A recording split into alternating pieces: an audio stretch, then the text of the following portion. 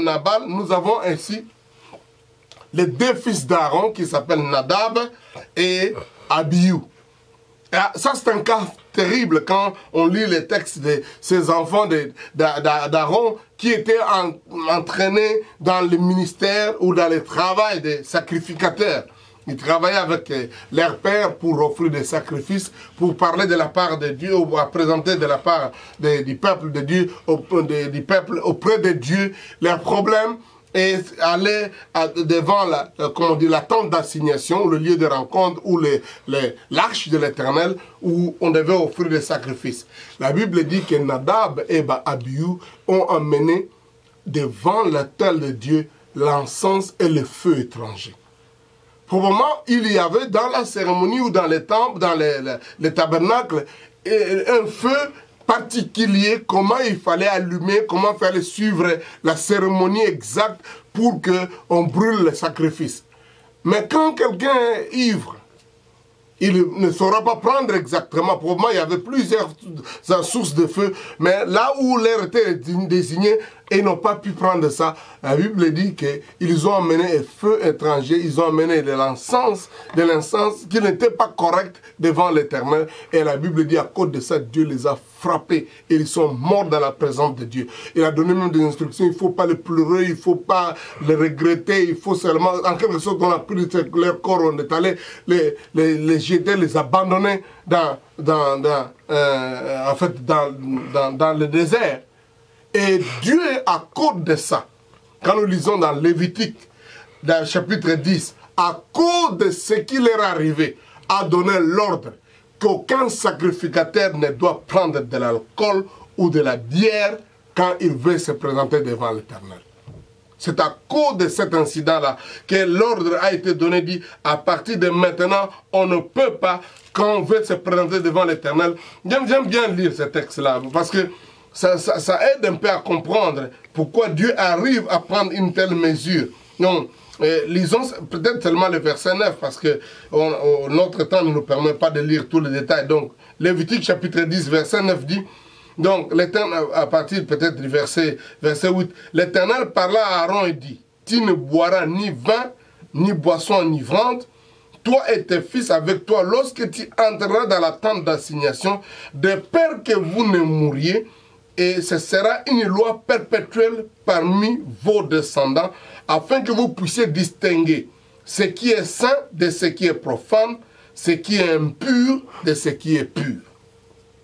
Et enseigner aux enfants d'Israël toutes les lois que l'Éternel, leur Dieu, a données par Moïse. Donc, si Dieu est arrivé à prendre une mesure ainsi intransigeante par rapport à ces gens pour leur dire, vous ne devez pas prendre ça lorsque vous vous présentez, sinon vous n'allez pas distinguer ce qui est bon, ce qui est mauvais, ce qui est pur, ce qui est impur, ce qui est sacré, ce qui est profane, parce qu'il connaît que l'alcool fait perdre le contrôle aux gens de voir, de faire la vraie distinction de ce qu'il faut et ce qu'il ne faut pas faire. Donc c'est comme ça que Abihu et Nadab n'ont pas pu distinguer le vrai feu et du faux feu ou des feux étrangers. Ils n'ont pas distingué l'encens qu'il fallait et ce qu'il ne fallait pas mettre devant le trône de l'Éternel. Ça, c'est le 9e groupe. Et nous avons le 10e groupe, c'est Noé. Vous connaissez que lui était aussi réchappé des déluges. Quand Dieu a puni le monde à cause de la méchanceté, des problèmes qu'il y avait dans le monde, et il a demandé à Noé, qui a obtenu grâce de la part de Dieu de construire l'arche, et dans cette arche, il a introduit toutes les bêtes en couple, et aussi sa famille, donc ses enfants. Et ils ont échappé, et le déluge est fini, ils sont maintenant à pied ferme, ils vont reféconder ou remultiplier la population du monde. Mais malheureusement, pendant ce temps-là, où ils se réjouissent, ils sont contents de voir que Dieu les a fait grâce, Noé s'enivre. Il prend tellement de l'alcool qu'il se déshabille. Voilà ce que l'alcool peut faire. L'ivresse peut faire, l'ivrognerie peut amener à ce que quelqu'un puisse se déshabiller. Et à cause de cette façon d'être déshabillé, un de ses fils qui a vu ça, il a commencé à se moquer.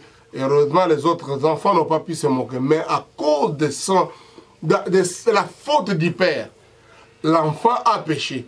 Et vous connaissez la conséquence, cet enfant et son petit-fils, donc Cam, ont été maudits. Donc, la malédiction est arrivée à cause de ce péché de leur père. Vous pouvez voir ça dans Genèse chapitre 9.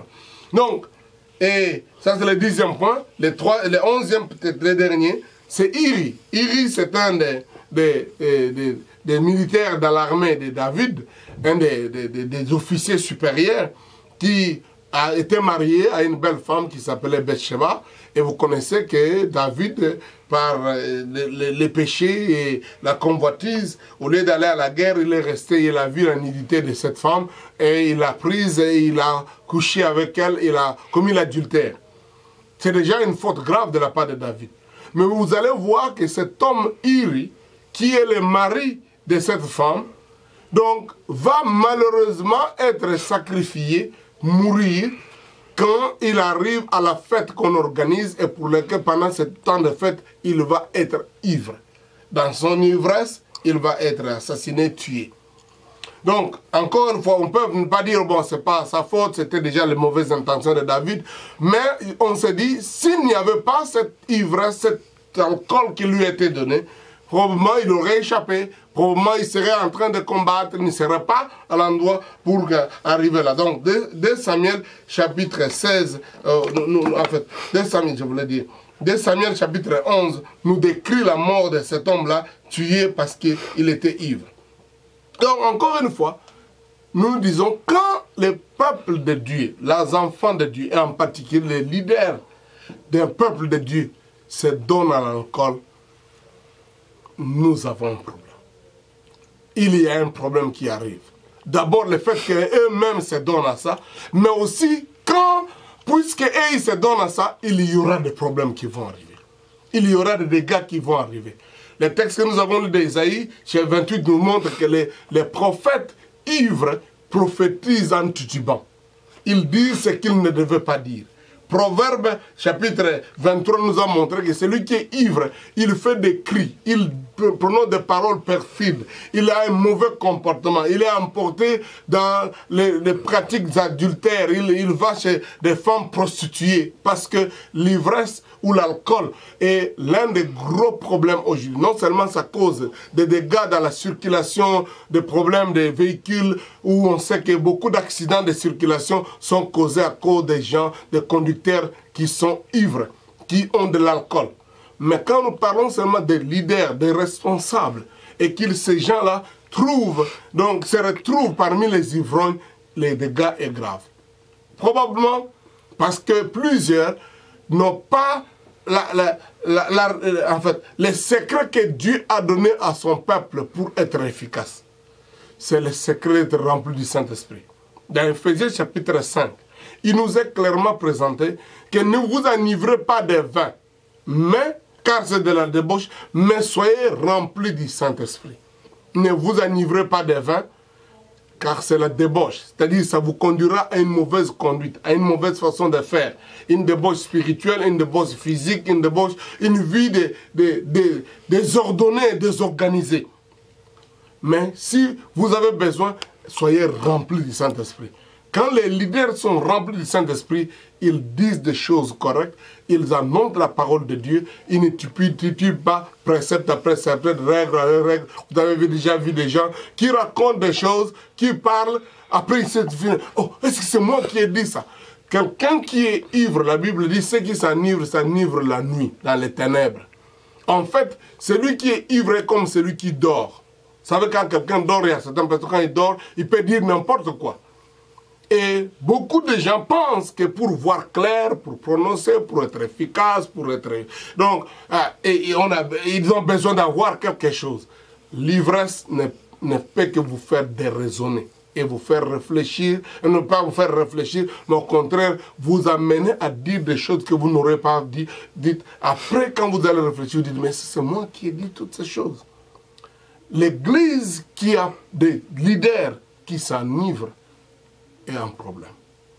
Tous les empires qui ont été détruits, qui sont tombés en grande partie pour des pommes d'ivresse, de l'orgueil, de la sexualité et aussi des meurtres. Et quand vous étudiez de toutes ces choses, la sexualité désordonnée de prostitution, l'orgueil, quand vous étudiez toutes ces choses, vous allez voir qu'autour de ça, il y a l'alcool qui pousse les gens à être incapables de contrôler leur vie sexuelle, être incapables de contrôler leur gestion de moyens d'argent, à devenir orgueilleux, à ne plus penser, à ne plus être humble. L'alcool est souvent à la base de ces choses-là, qui détruisent la vie des gens. Si nous voulons être de bons leaders, si nous voulons effectivement avoir des bons résultats de notre travail, nous avons besoin de faire un stop vis-à-vis de l'alcool. C'est pourquoi Dieu a dit que les sacrificateurs ne prendraient pas ces choses-là. Et même quand Dieu a voulu utiliser des gens puissamment, d'une façon particulière, non seulement que les gens là ne devaient pas boire, il donnait même les instructions vis-à-vis des parents de ces enfants avant que les enfants naissent. Nous avons le cas de Salomon, nous avons le cas de Jean-Baptiste. Et les gens qui faisaient le vœu de Nazaréa pour servir Dieu, pour plaire à Dieu, la Bible nous montre aussi qu'ils s'engageaient à ne pas prendre, à ne pas se laisser enivrer par les boissons fortes et ces pratiques-là. Beaucoup de gens disent toutes ces choses, mais vous savez, nous sommes dans le temps du Nouveau Testament, nous sommes appelés à être libres et tout nous est permis. Oui, mais la Bible dit tout nous est permis, mais tout n'est pas utile et tout n'édifie pas.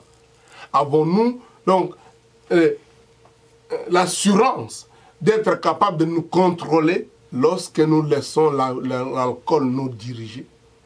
C'est un petit rien. Le premier petit rien va vous amener à prendre un deuxième, un troisième, et donc le proverbe a dit, quand après vous allez être dans cette situation, vous dites pourquoi j'ai vu ça, pourquoi après quand vous vous relevez, vous devenez normal, vous voulez encore en avoir un autre.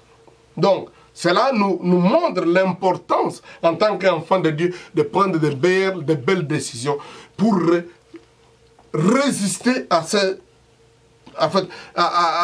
tendance qui malheureusement sont en train de prendre de plus en plus de l'ampleur, même dans le milieu des dirigeants chrétiens. Il est temps que nous puissions revenir. La Bible nous montre clairement que Dieu reproche les serviteurs de Dieu qui s'enivrent, qui laissent l'alcool diriger leur vie. Ésaïe chapitre 5, verset 11 donc, et 12, et vous pouvez voir, ça montre qu'il faut que l'enfant de Dieu veille pour qu'il ne se laisse pas entraîner. Ésaïe 28, nous avons déjà parlé de ça, que nous devons veiller pour ne pas être la couronne superbe des ivrognes. Des gens qui dirigent, des gens qui contrôlent. Un des gros problèmes qu'il y a dans l'église aujourd'hui, c'est de trouver des leaders ivres, qui sont dans l'alcool, qui se rencontrent, qui font des associations juste pour boire, pour faire même des compétitions de la capacité de s'enivrer. Et la Bible nous propose ce qu'il faut faire en face de ce problème. Il est un problème grand, il est terrible, il menace la vie de beaucoup de gens. Mais la Bible montre clairement que l'alcool qui enivre, qui dérange, s'est fait vivre dans un environnement donné. Et la Bible dit, si vous vous retrouvez là où vous êtes ivre de ces pratiques, d'immoralité ou ivre de l'alcool, c'est parce que vous êtes dans la grande Babylone. Et la Bible dit dans Apocalypse chapitre 17 et chapitre 18, sortez du milieu de la grande Babylone, cette prophétesse, cet empire, cette force qui détruit des rois, des nations, des peuples. Et cet empire-là, la Bible l'a décrit, elle enivre les gens de la prostitution et de l'alcool. Et des vins. Il dit, sortez du milieu d'eux. Quittez ces milieux-là. Quittez cet environnement des frères, des amis, des gens qui sont autour de vous, qui vous entraînent, qui vous encouragent à vivre dans l'alcool. Certainement, première chose, quittez ces bars. N'allez pas dans ces lieux-là où les gens s'enivrent. Il est vrai qu'il y a des gens qui s'enivrent chez eux à la maison, mais la grande majorité des gens qui sont drogués, qui sont ivres, qui se font toutes ces pratiques, ils les font en groupe parce qu'il y a toujours besoin d'un encouragement, quelqu'un qui vous encourage à faire ça. Il y a ce sentiment comme on dit, de compétition. malgré les gens, la possibilité qu'ils ont d'acheter l'alcool, d'acheter toutes les choses chez eux à la maison, vous allez voir, même en Occident, pendant qu'il fait froid, les gens s'alignent dehors devant les bars pour juste prendre ces verres d'alcool. Parce qu'ils doivent en prendre dans l'endroit où il y a une ambiance qui les attire à prendre l'alcool. Donc, première décision importante, quittez ces milieux-là. Débarrassez-vous d'être en contact avec des amis, des frères, des gens qui vous entraînent à l'alcool. Parce que ça se prend souvent ensemble. Nous avons lu les cas d'espèces ici. Amnon était ivre dans une fête. Assarius était ivre dans une fête. Belchassar était ivre dans la fête. Et Ben Arad était ivre dans la fête. Et Ella était ivre. Donc vous voyez, il y a toujours cette tendance d'un endroit qui vous entraîne. Je ne dis pas ici qu'il faut abandonner ces milieux-là et aller commencer à apprendre vous-même en secret. Mais c'est un pas important pour vous de quitter les associations de buveurs et de gens ivres. Qu'ils soient des dirigeants, qu'ils soient des chefs, qu'ils soient vos encadreurs, qu'ils soient vos pasteurs, quittez leur association. Quand vous vous retirez de ça, c'est ce que la Bible dit dans l'Apocalypse, sortez du milieu d'eux, quittez ces milieux-là. Ça vous donnera la détermination de vous engager à vivre une vie sobre. La Bible nous propose aussi, à part le fait de quitter ces milieux où les gens s'enivrent, où les gens abandonnent les fausses excuses. Je sais que beaucoup de gens ont des excuses. Ils disent, moi, l'apôtre Paul a dit, prends un peu de vin. Oui, ce sont de belles excuses. Parce qu'effectivement, la Bible nous montre que Paul a dit à Timothée cela. Vous pouvez voir ça dans la Bible, mais c'est mieux de relire le contexte. La Bible dit, Paul dit à Timothée, cesse de ne boire que de l'eau. En fait, te montre que la vie de Timothée était consacrée toute sa vie, il ne buvait que de l'eau. Et il pouvait vivre. Cesse de ne boire que de l'eau, mais prends un peu de vin à cause de ton estomac et de tes fréquentes indigestions. Là, encore, du point de vue contexte, on trouve sa vie de tous les jours était déterminée de ne boire que de l'eau. Mais il se retrouve avec une situation d'une santé, qui d'ailleurs explique bien l'époque où il a vécu, où il n'y avait pas autant de moyens de distiller de l'eau, de mettre la propreté dans l'eau qu'on retrouvait, au point où l'alcool servant comme un désinfectant était quelque chose que les gens prenaient de temps en temps qui pouvait les désinfecter quand ils avaient des indigestions, quand ils avaient des problèmes. Et Paul dit, je t'encourage de prendre un peu, en quelque sorte, ayez une dose donnée, comme une dose de médicaments, quelque chose qui pouvait lui permettre de résoudre une situation, un problème de santé physique. Et on pose la question, as-tu des fréquentes indigestions, toi aussi?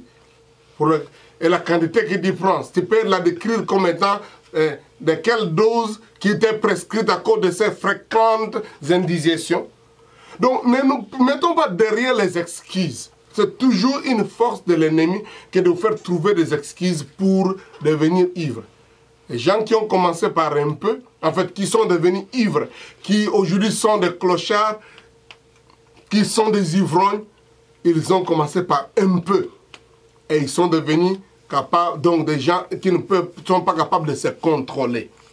Ça vaut la peine d'arrêter que de commencer quelque chose et vous allez prendre une allure vertigineuse que vous ne pouvez pas contrôler.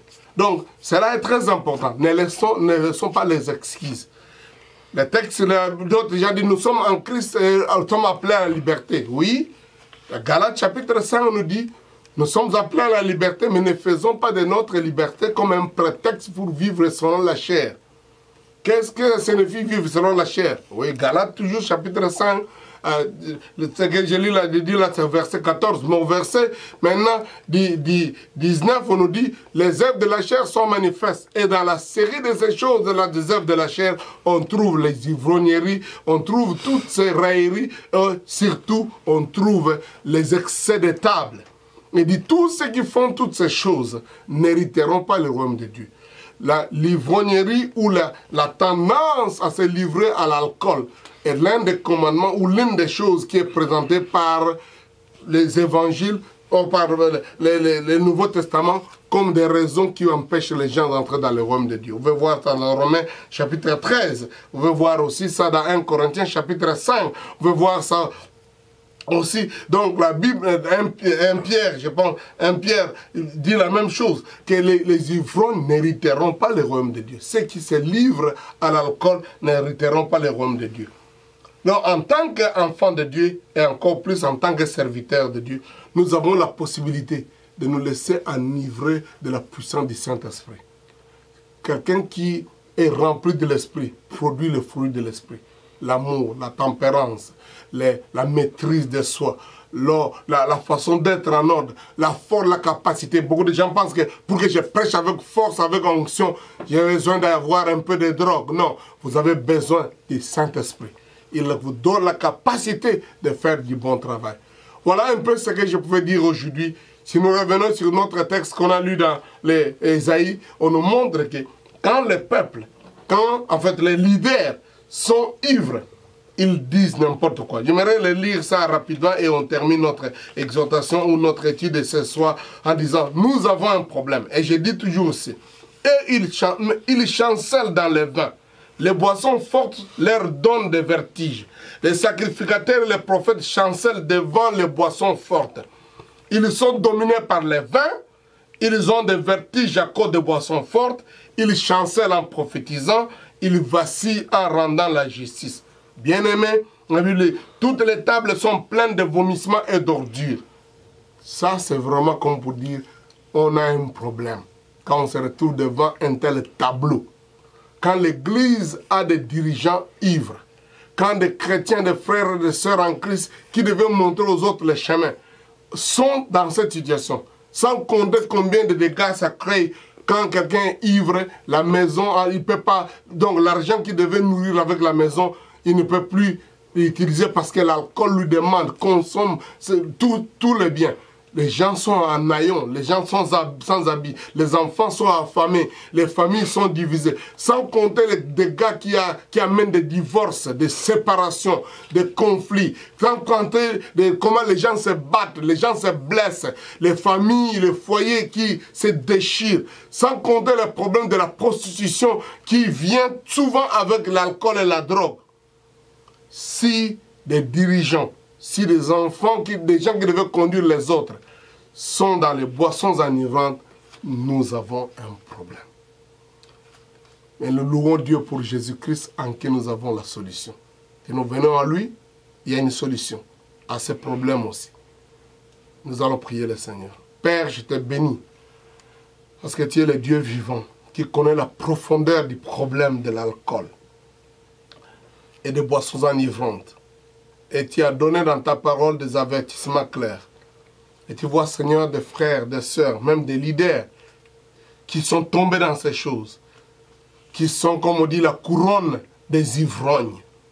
Je te prie, Seigneur, oh Dieu, délivre ton Église des ivrognes. Délivre ton Église de cette passion et de cette bassesse vis-à-vis de l'alcool, des vins et des boissons enivrantes. Délivre ton peuple et délivre tes enfants. Des familles, des foyers entiers, Seigneur, qui ont été détruites et dispersées, qui se trouvent dans la pauvreté à cause de l'alcool. Je te prie, Seigneur Dieu de l'univers, que tu guérisses ces gens, que tu délivres ces gens, que tu délivres, que tu libères ceux qui sont sous cette emprise. Et donne à chacun, Seigneur, la détermination de mettre fin à cette mauvaise compagnie, de mettre fin à la prise de ces boissons, de ne plus continuer à vivre dans les exquises. Que la puissance et les démons qui les poussent dans ces choses les quittent et ne reviennent plus jamais au nom de Jésus. Nous te prions, Seigneur, de remplir ton peuple du feu du Saint-Esprit, de la présence du Saint-Esprit, de cette onction du Saint-Esprit, de remplir tes leaders, Seigneur, au Dieu, de la capacité qui vient du Saint-Esprit pour être témoin, pour proclamer, annoncer ta parole et pas tituber et pas dire n'importe quelle bêtise. Que ton peuple soit rempli de la puissance du Saint-Esprit. Au nom de Jésus, nous avons ainsi prié. Amen. Que Dieu vous bénisse.